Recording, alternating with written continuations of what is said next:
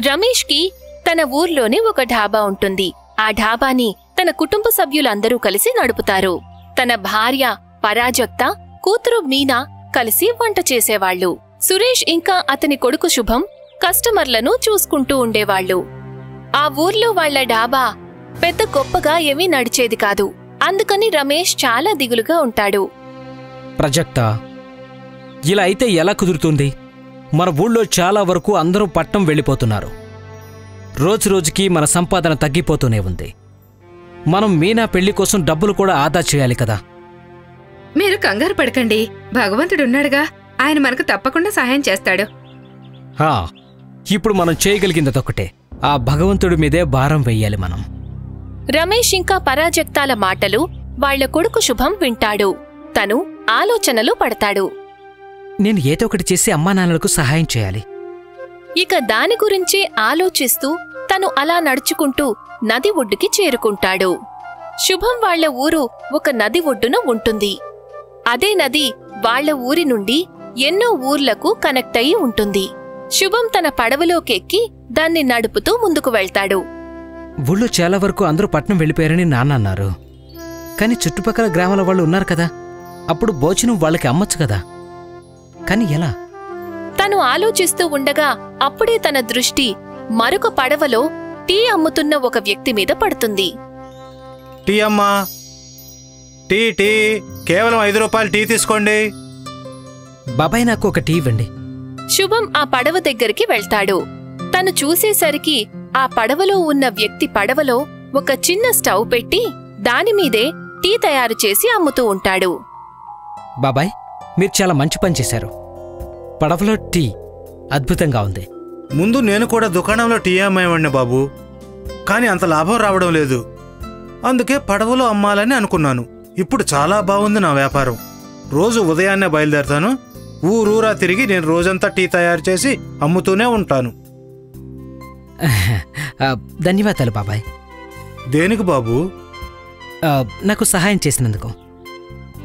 శుభం పడవను తిప్పి మళ్లీ తన ఊరికి చేరుకుంటాడు. నాన్న, ఇప్పుడు నాకొక దారి దొరికింది. దేనికి దారి బాబు? లాభాలు పెంచుకోవడం కోసం. నాన్న, మనం పడవలో భోజనాలు అమ్ముదాం. ఏంటి? అవునమ్మా, ఇప్పుడే నేను నది దగ్గరికి వెళ్ళొచ్చాను. అక్కడ ఒక బాబాయ్ పడవలో టీ అమ్ముతూ ఉన్నారు. ఆయన ఏమన్నారంటే, రోజంతా టీ అమ్ముతూనే ఉంటారు, కానీ ఒకసారి ఈ ఊళ్ళో ఇంకోసారి ఆ ఊళ్ళో అమ్ముతూ ఉంటారట. ఆయన లాభాలు కూడా చాలా వరకు పెరిగిపోయాయి. నాన్న, మనం కూడా ఆ బాబాయ్ గారిలాగా భోజనం పడవలో అమ్మడం మంచిదేమో. కానీ అదెలా సాధ్యమవుతుంది? సాధ్యమే అమ్మా. పడవలో ఒక చిన్న గ్యాస్ స్టవ్ పెట్టుకుని అందరికీ వేడివేడి భోజనం లభిస్తుంది. మనం ఎన్నో ఊర్లకు వెళ్ళి మన లాభాలను పెంచుకోవచ్చు. నీ ఐడియా అయితే బాగానే ఉంది బాబు. మనం ప్రయత్నించి చూద్దాం. దానికి కొన్ని వస్తువులు కొనాల్సి ఉంది. శుభమిచ్చిన ఐడియా తన కుటుంబ సభ్యులందరికీ బాగా నచ్చుతుంది. వాళ్లందరూ కూడా పడవలో ఢాబాని తెరవడానికి సిద్ధంగా ఉంటారు. రమేష్ ఇంకా శుభం బజారుకు వెళ్లి చిన్న స్టవ్ ఉన్న గ్యాస్ సిలిండర్లను తీసుకుంటారు. ఆ తర్వాత వాళ్లు తమ పడవలో స్టవ్ని, గిన్నెలను సెట్ చేస్తారు.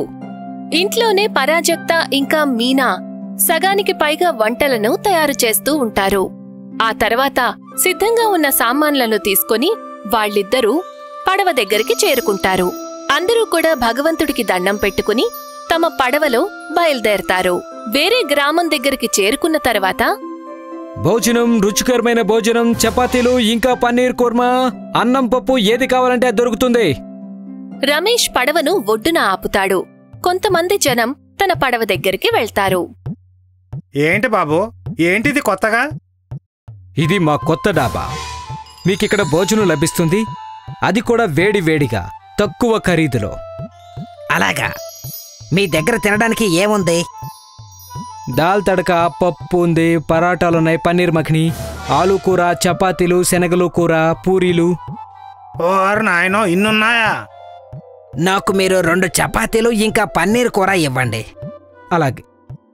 మీనా పన్నీర్ కూరను వేడి చేస్తుంది. ఇక పరాజక్త పరాఠాలు చేస్తుంది. ఎంతైంది? 70 రూపాయలంతే అండి.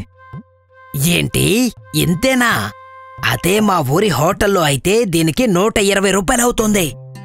రేటుని వినగానే ఇంకొంతమంది వచ్చి ఆర్డర్ ఇస్తారు. పప్పు ఇంకా జీరా రైస్ పార్సిల్ చేయండి. నాకు 2 పూరీలు ఇచ్చేయండి. అలాగే సార్.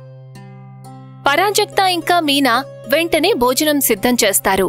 రమేష్ ఇంకా శుభం కస్టమర్లకు వడ్డిస్తారు. మొదటి రోజే ఊర్లో 9 నుంచి 10 మంది కస్టమర్లు వస్తారు. కస్టమర్లు రావడం ఆగిన తరువాత రమేష్ మళ్లీ పడవ నడపడం మొదలు పెడతాడు. వాళ్ళు ఇంకో ఊరికి వెళ్తారు. అక్కడ కూడా ఒకరి తర్వాత ఒకరు చాలా మంది వాళ్ల దగ్గర భోజనం కొనుక్కుంటారు. ఆ తర్వాత ఇంకో గ్రామానికి వెళ్తారు. అలా చూస్తూ ఉండగానే సాయంత్రానికి రమేష్ పడవ ధాబా 8 గ్రామాలకు తిరుగుతుంది.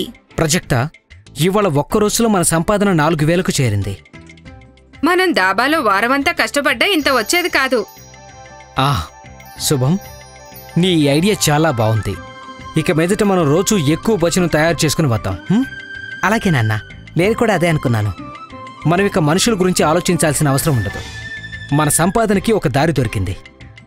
మనం ఇలాగే ప్రతిరోజు కష్టపడి సంపాదించాలి.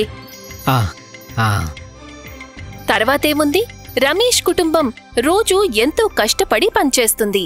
వాళ్ళు పడవలో ఊరూరా తిరిగి భోజనాన్ని అమ్ముతారు. అందరూ సంతోషంగా ఉంటారు. కాని వాళ్ల ఈ ప్రగతి రమేష్ గ్రామంలో నివసిస్తున్న భాను సహించలేకపోతాడు. భాను రమేష్ని చూసి కుళ్ళుకుంటాడు. నేను ఈ రమేష్ని ఏదో ఒకటి చేసి తీరాల్సిందే, లేకపోతే ఇతను నాకంటే ఎక్కువ డబ్బు సంపాదిస్తున్నాడు. నేను అలా జరగనివ్వను. రాత్రివేళ చీకట్లో భాను రమేష్ పడవను విరిచేస్తాడు. ఇప్పుడు నేను చూస్తాను మీరు పడవలో వెళ్లి భోజనం ఎలా అమ్ముకుని వస్తారు అని. రమేష్ తన కుటుంబంతో కలిసి నది ఒడ్డుకు చేరుకునేసరికి విరిగిపోయిన తమ పడవను చూసి ఎంతో బాధపడతారు. ఇప్పుడు మనం ఏం చేయాలి నాన్నా? మన పడవ పూర్తిగా నాశనమైపోయింది. ఇప్పుడు మనం ఎంత భోజనాన్ని ఎక్కడ అమ్ముకొని వస్తాము? ఊర్లో ఉన్న ఒక ముసలి వ్యక్తి వాళ్ల మాటలన్నిటినీ వింటాడు. బాబు, మీరు నా పడవను తీసుకెళ్ళండి. నేను మీ అందరి కష్టాన్ని చూశాను. మీ కారణంగా ఊళ్ళో చాలా మందికి మంచి భోజనం కూడా లభిస్తుంది. ఈ మంచి పని ఆగడానికి వీల్లేదు. మీకు ఎప్పటి వరకు కావాలో అప్పటి వరకు నా పడవను మీరు వాడుకోవచ్చు. అదే కాకుండా రోజంతా పడవను నడిపి నేను మాత్రం ఎంత సంపాదిస్తానని. ధన్యవాదాలు బాబాయ్, మీరు నిజంగా మాకు చాలా పెద్ద ఉపకారం చేశారు. ఉపకారం కాదు బాబు, దీనిని నా సహాయం అని అనుకో. ఆ బాబాయ్ పడవ వాళ్ల పడవ కంటే ఎంతో పెద్దదిగా ఉంటుంది. శుభం ఇంకా రమేష్ ఆ పడవలో గ్యాస్ స్టవ్ని పెడతారు. ఇంటి నుండి తీసుకొచ్చిన భోజనాన్ని కూడా దానిమీద పెడతారు. ఆ తర్వాత వాళ్లు బయలుదేరి వెళ్తారు. రోజూలాగా వాళ్లు ఒక్కో గ్రామానికి వెళ్లి వాళ్ల భోజనాన్ని అమ్ముతూ ఉంటారు. కస్టమర్లు రెట్టింపవుతారు, వాళ్ల లాభాలు కూడా. సాయంత్రం వేళ వాళ్లు ఊరికి తిరిగొస్తారు. ఆ తర్వాత రమేష్ ఆ ముసలి బాబాయ్ ఇంటికి వెళ్తాడు. బాబాయ్, ఇవాళ మీ వల్లే నేను భోజనం అమ్మాను. మీ సహాయానికి ధన్యవాదాలు. దీన్ని స్వీకరించండి. ఇవాళ మాకు చాలా లాభం వచ్చింది. అందులో మీకూడా వాటా ఉంది బాబాయ్. మొదటిసారి నాకు ఒకరు పడవని నడపకుండానే ఇలా డబ్బులు ఇస్తున్నారు. 40 ఏళ్ల నుండి నేను పడవను నడిపి డబ్బులు సంపాదిస్తూ వచ్చాను. ఇప్పుడు ముసలవాడినైపోయాను. శరీరం సహకరించడం లేదు. పడవను నేను ఎలాగైనా అమ్మేయాలని అనుకున్నాను. లేదు బాబాయ్, మీకు పడవను అమ్మాల్సిన అవసరం ఏమీ లేదు. మేం మీ పడవను ఉపయోగించుకుంటాం. మీకు రోజు మీ పడవకు అద్దెను కూడా చెల్లిస్తాము. భగవంతుడు నీకు మంచి చేస్తాడు బాబు.